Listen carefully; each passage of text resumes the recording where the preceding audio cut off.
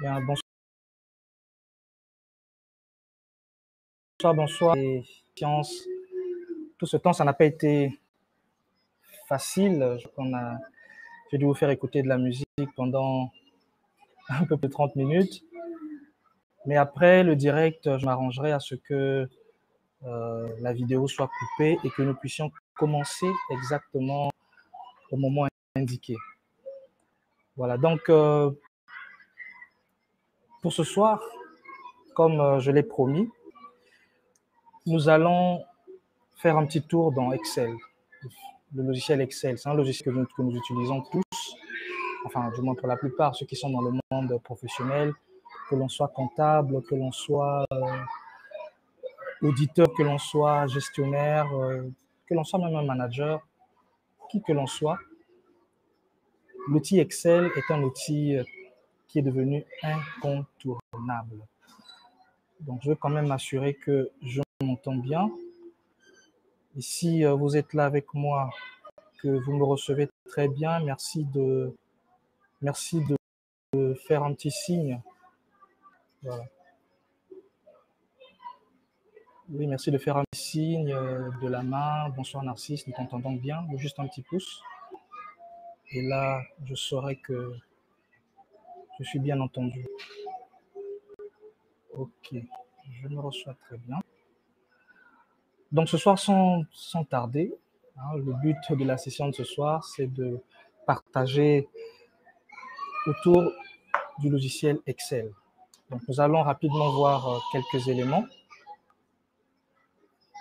Et si vous avez des questions, si vous souhaitez que je puisse aborder très rapidement un sujet spécifique, n'hésitez pas de me dire.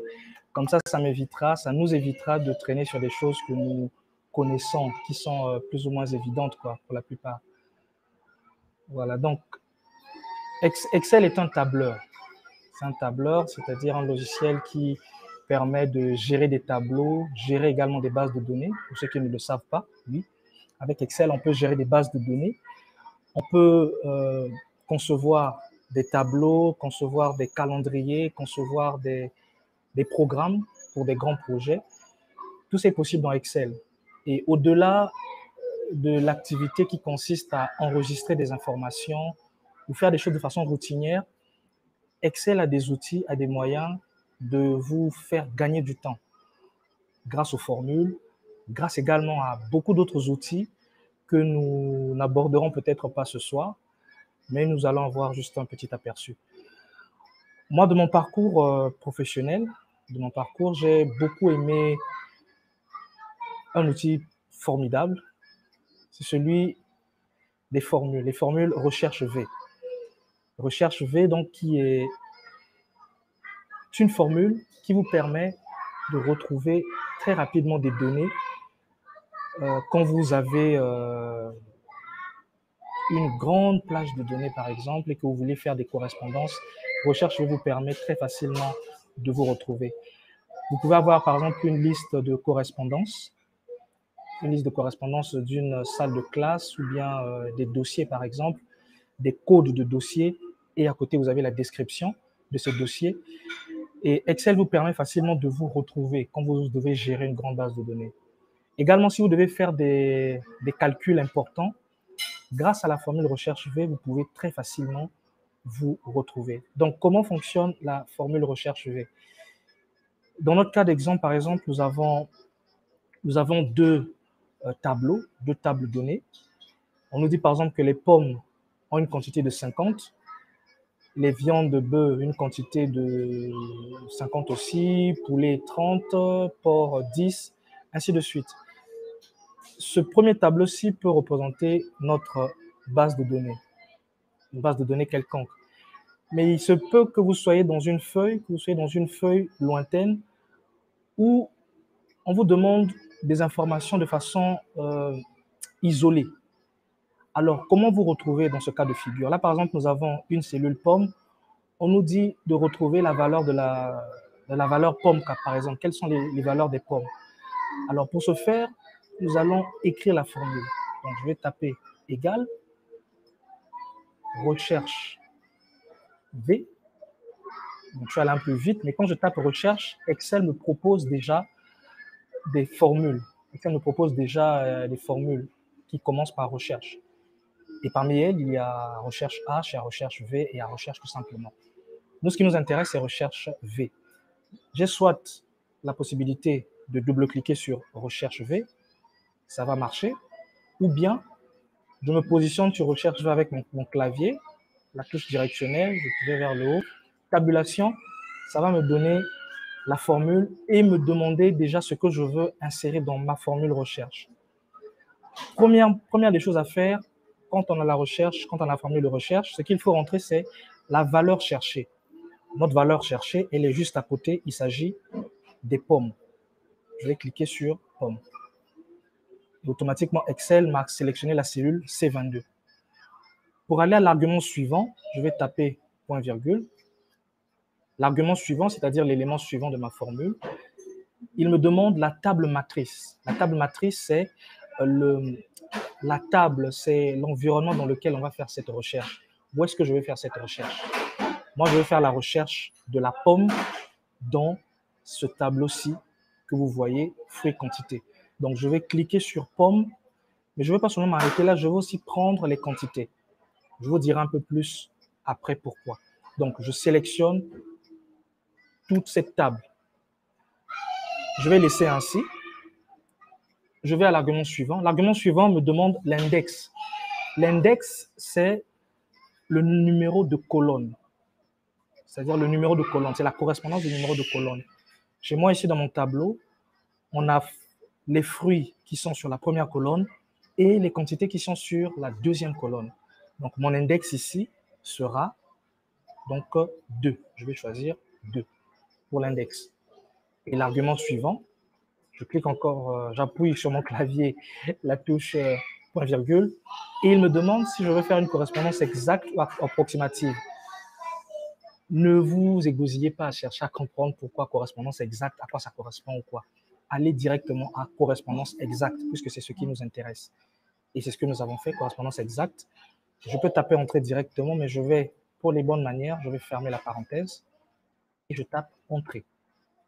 Et quand j'ai tapé entrée, ma formule a été validée dans cette cellule et le résultat m'est déjà proposé. Nous voyons bien que dans notre tableau initial, pomme correspond à 50 en quantité. Je vais essayer de changer encore. Je vais aller par exemple à banane. Banane, voilà, vous voyez, on a banane 60. Vous allez voir que si je vais sur citron, il va me proposer également, bon, la formule va me proposer, elle va me proposer également 40. Et donc j'ai 40. Si je vais sur les oranges, je vais prendre les oranges, je clique sur orange, voilà, j'ai 20. Et donc vous avez vu que j'ai inséré la formule, tapé la formule recherche V. Vous pouvez retrouver cela ici, recherche V, simplement. Je l'ai tapé ici. Si vous êtes intéressé par le fichier, bon, n'hésitez pas de m'écrire en bas, et puis je pourrais vous envoyer le fichier, le cas échéant, si vous le souhaitez bien. Voilà, donc je vais quand même l'écrire en bas. Là, nous sommes donc en train de suivre une conversation sur Excel. Donc, si vous êtes intéressé par le fichier, je vais l'écrire. Intéressé par le fichier, écrivez-moi mon inbox. Écrivez mon inbox. Voilà. Voilà. Bon, vous allez comprendre pourquoi je me suis mis à l'extérieur. Hein. Je n'entrerai pas dans les détails. Je n'entrerai pas dans les détails, mais vous comprendrez aisément pourquoi je suis dans un décor pas très intéressant. Mais il le fallait bien. Voilà. Donc, pendant que le caption est en train de se valider, je vais donc le mettre. Voilà. Donc, si vous êtes intéressé, voilà, écrivez-moi en inbox et je vous enverrai donc ce fichier. Donc, nous avons là vu la formule recherche V. Mais il y en a beaucoup. Il y en a beaucoup. Il y a la formule, est-ce que index est là? Non, index n'est pas là. Mais on va regarder les formules conditionnelles et puis je crois qu'on va s'arrêter là pour ce soir. Voilà, donc les formules conditionnelles nous permettent de faire des calculs ou de renvoyer des valeurs précises, des valeurs que nous souhaitons avoir.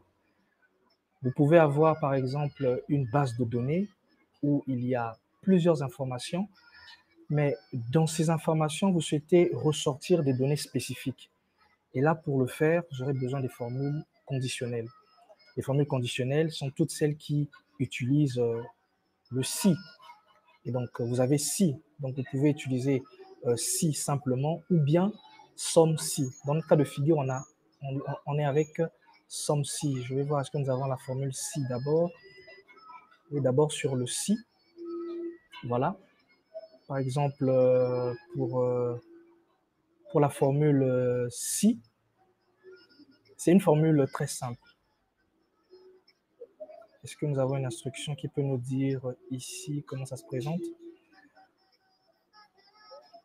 Bon, dans tous les cas, je vais vous montrer une astuce. Une astuce, si vous êtes bloqué, si vous voulez comprendre les formules tout seul, sans avoir à aller sur Internet, directement avec l'aide, excusez-moi, directement avec l'aide de Excel, vous êtes capable de retrouver ce que vous voulez. Donc, on va aller dans formule, par exemple, fx. Je vais taper la formule si, rechercher, et il nous propose déjà la formule si en dessous. Et là, bon, si vous êtes sur téléphone, ça va être un peu chaud pour voir les caractères. J'essaie de voir comment ça se présente chez moi-même. Comme ça, je sais au moins de quoi je parle. Voilà. Oui, c'est quand même visible. Oui, c'est quand même visible. Voilà. Donc, vous avez simplement, en tapant sur la formule fx et faisant la recherche si, on vous montre déjà comment vous pouvez utiliser la formule. Ici, dans le cas d'espèce, on a si, vérifie si la condition est respectée et renvoie une valeur si le résultat d'une condition que vous avez spécifiée est vrai et une autre valeur si le résultat est faux. Voilà, donc ça c'est la formule si.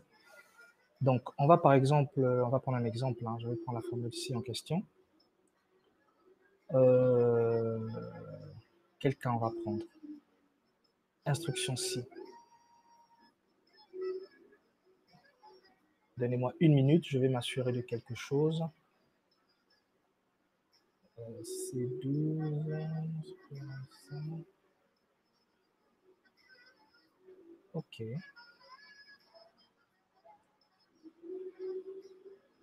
Donc, par exemple, bon, on va faire simplement, on va dire simplement quelque chose. Je vais venir ici, par exemple, on va taper la formule si. La condition qu'on va vérifier, c'est de savoir si cette cellule dans laquelle il y a 50, nous avons bien la valeur pomme ou orange. Dans le cas contraire, bah, il nous renvoie une valeur faux, par exemple. Donc, je vais taper la formule si. Notre test logique, c'est de savoir, bon, C2, vous ne voyez pas, mais moi, j'ai tapé sur la touche directionnelle. Donc, c'est la cellule C ici et 12 sur la ligne 12. Donc, on a C12. Donc, si C12 égale, on va dire par exemple, à cette valeur-ci, C9, dans laquelle il y a pomme, alors je lui dis de me renvoyer la valeur vraie, par exemple. Pour que les valeurs soient prises en compte, il faut mettre le texte entre les griffes. Et si la valeur est fausse, vous allez mettre en ajoutant notre argument, point virgule, donc on met griffe et je vais taper la valeur faux, le texte. Et je mets faux, je ferme la parenthèse et je valide. Voilà, donc ici dans le cas d'espèce, dans ma cellule C12, il n'y a pas ma valeur pomme. Vous voyez maintenant ce que je vais faire. Je vais taper pomme, on va voir ce que ça va donner. Pomme. Paf. Comme la magie, ma cellule a été retrouvée pour vrai. On peut comme ça manipuler la formule, ajouter d'autres critères. Au lieu par exemple d'avoir la valeur vraie, je peux dire, bon, je vais recopier la formule et puis taper à côté, c'est toujours mieux. Comme ça, je copie la formule, toute la formule. Je vais plus bas, F2, Pour entrer dans la cellule, je colle. Maintenant, au lieu d'avoir la valeur vraie, par exemple, je vais donner une valeur numérique. Donc, si on a pomme, alors tu me tapes 1. Et si on a la valeur fausse, je vais dire 0, par exemple. Et je valide. Vous voyez, quand on a vrai, la valeur 1, valeur numérique. Et si c'est faux, il va me donner une valeur 0 aussi. Donc, je vais par exemple taper orange pour avoir une valeur fausse. Orange. Voilà. Et j'ai la valeur fausse, une valeur textuelle en faux et une valeur numérique, j'ai 0.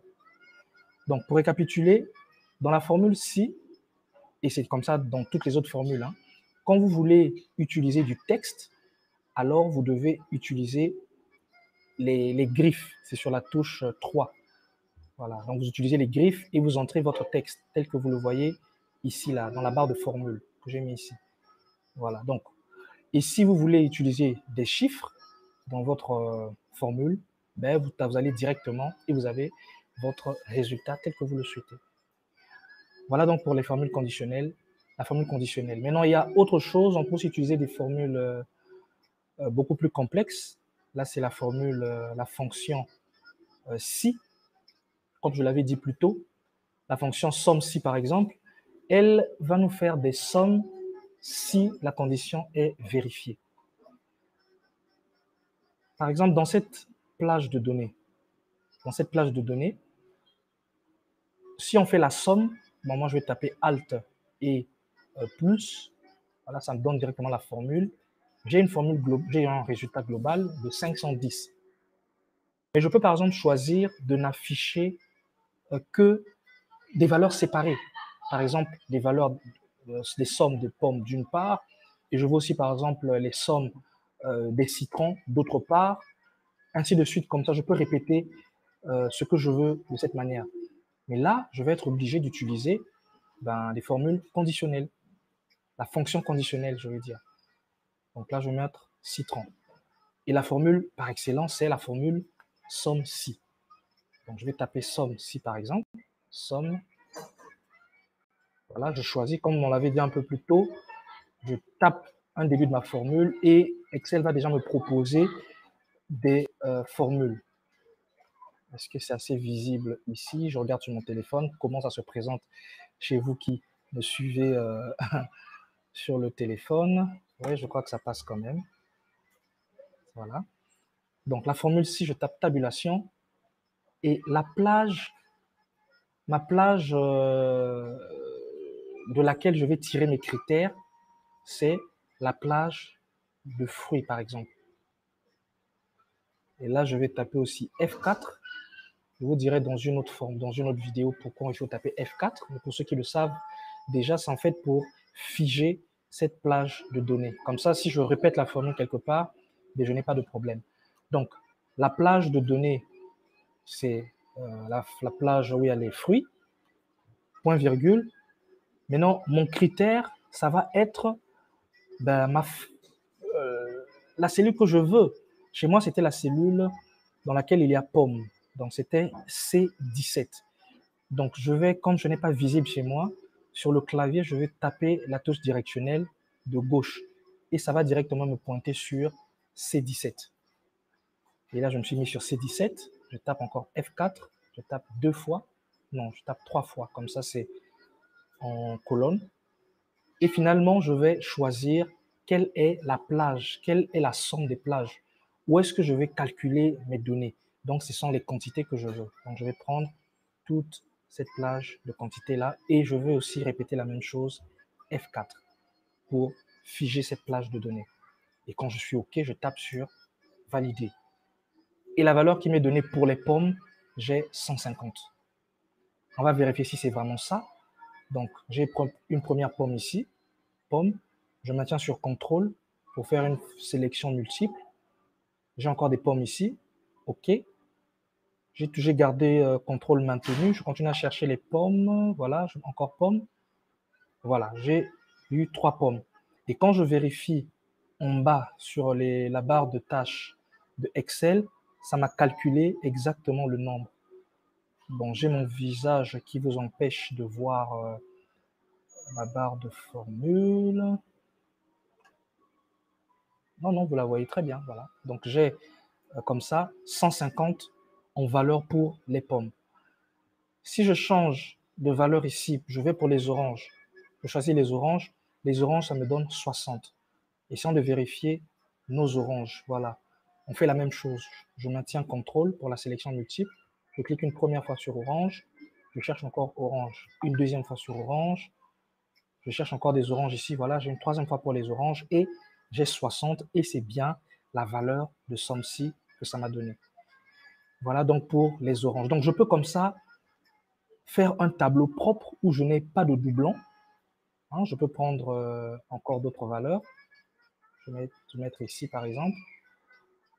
Et je vais comme ça choisir banane. Voilà, pas de doublons. Et ce que je vais faire, je vais recopier simplement ma formule. C'est-à-dire, je vais dans la cellule, je vais ensuite dans la barre de formule et je copie tout jusqu'à égal, copier. Je viens maintenant en dessous, directement je vais dans la barre de formule, je colle ma formule et là, il va me mettre sur C18 normalement. Ouais, ou bien je peux simplement tirer, voilà, c'est mieux. Comme j'ai mis des formules, j'ai mis des valeurs, voilà, ça va marcher. Et donc là, au-dessus, j'ai un tableau avec des valeurs multiples qui se répètent, hein, des fruits qui se répètent. Et en bas, j'ai un tableau sans doublons. Et les valeurs me sont calculées automatiquement grâce à la formule SOM-SI. On peut faire une autre vérification pour les citrons, si on a bien 120 citrons. Donc, citron, voilà, on a une première valeur de citron ici. Je maintiens contrôle. Je cherche encore des citrons, voilà. Est-ce que j'ai encore des citrons? 40, voilà. Et j'ai 120 citrons en somme. Et c'est bien la valeur qui est ici. On pourrait répéter la même chose pour les bananes et j'aurai aussi la même valeur pour les bananes. Donc voilà ce qu'on peut dire pour la formule SOM-SI. C'est une formule vraiment formidable. Si vous devez gérer des listes de données, des gens qui apportent leurs cotisations régulièrement, si vous gérez par exemple une tontine et que voilà, vous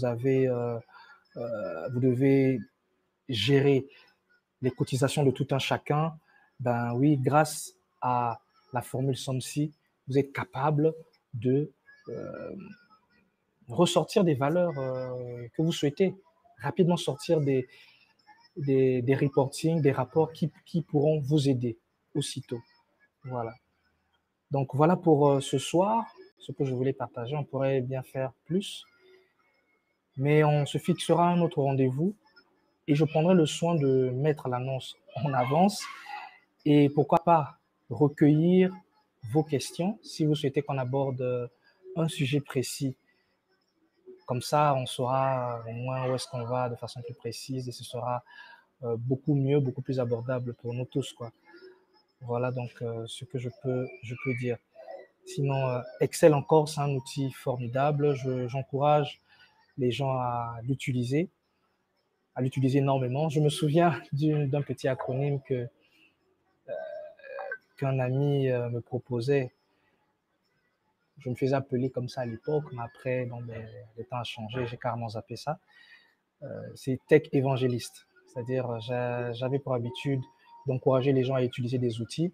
Et aujourd'hui, j'encourage encore les gens à utiliser des outils pour faire des directs, pour faire leur live, pour partager leurs données. Et ça peut être un élément très, très, très différenciateur dans ce que nous faisons. Voilà. Merci beaucoup à vous d'avoir été là. On se fixera un autre rendez-vous, probablement demain. Mais si vous suivez la vidéo après, si vous venez après, n'hésitez pas de me faire des propositions. Comme ça, Dieu voulant, demain ou après-demain, on a un très long week-end au Congo.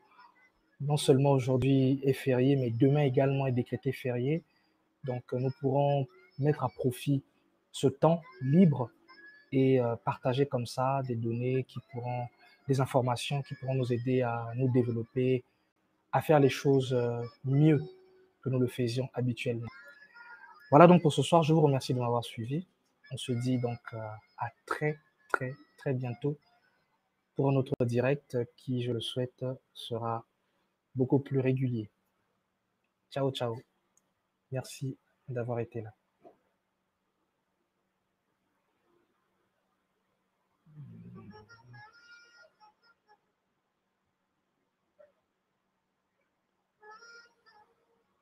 Voilà.